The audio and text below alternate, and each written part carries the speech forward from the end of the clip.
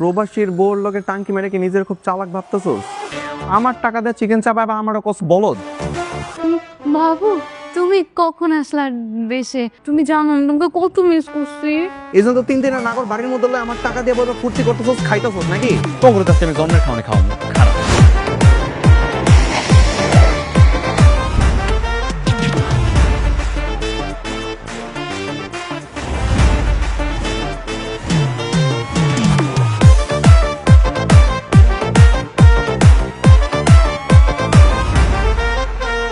ডিমটা নাও।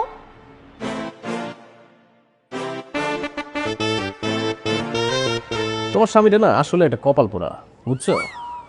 তোমার মতো সুন্দরী একটা বউ রেখে বিদেশে বইরে আছে। ও যদি বিদেশে না থাকতো তাহলে কি তোমরা এভাবে আসতে পারতা? ভালো হয়েছে বিদেশে। দেশে থাকলে তো আসতে পারতা না, তখন কি করতা?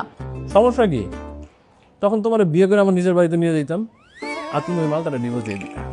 আমি ওরা এমনিতেও ডিভোর্স দিয়ে দেবো। ওর থেকে আর কিছু সম্পত্তি নিয়ে নেই, তারপর ওরা ডিভোর্স দিয়ে দিই। ববিতা, তুই যা করছিস জামাই বাবাজির প্রতি অন্যায় করছিস। এর জন্য তোকে একদিন পস্তাতে হবে। বাবা তুমি না অতিরিক্ত বুঝো। মা মা, আরে কি হয়েছে?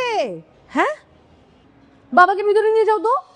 সব সময় যে ভাষণটা দাও, নিশ্চয়ই মেয়েকে এখন সেই ভাষণটা দিচ্ছ, তাই তো? ভিতরে যাও, দাঁড়াই থাকো না, ভিতরে যাও। আর তোকেও বলি, বাবা যা বলে সেটাই তোর মাথার মধ্যে নিতে হবে। তোমরা কিন্তু পেট ভরে খেয়ে যাবা, ঠিক আছে?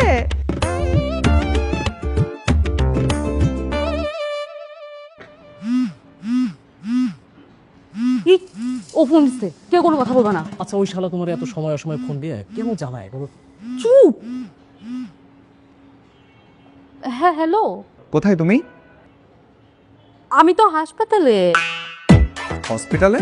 হসপিটালে কেন? আসলে মা শরীরটা কালকে রাত থেকে খুব খারাপ, মাকে নিয়ে এসেছি। মায়ের শরীর খারাপ? তুমি কোন হসপিটালে কখন গেছো কিছু তো আমাকে বললো না। মায়ের কি হয়েছে? মা কালকে রাত থেকে পাতলা পায়খানা করতেছে সারা রাত ধরে, তাই জন্য আর কি হাসপাতালে নিয়ে আসলাম মাকে। আচ্ছা ডাক্তার ডাকতেছে, আমি তোমাকে একটু পরে কল দিই। আচ্ছা কোন হসপিটালে সেটা তো বলো। হ্যালো,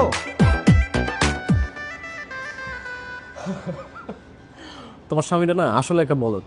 তুমি যা কও এবার তাই বিশ্বাস করে।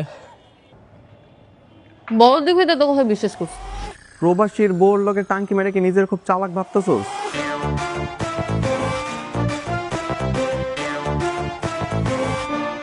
আমার টাকা দিয়ে চিকেন চাপায় বা আমারও কস বলদ।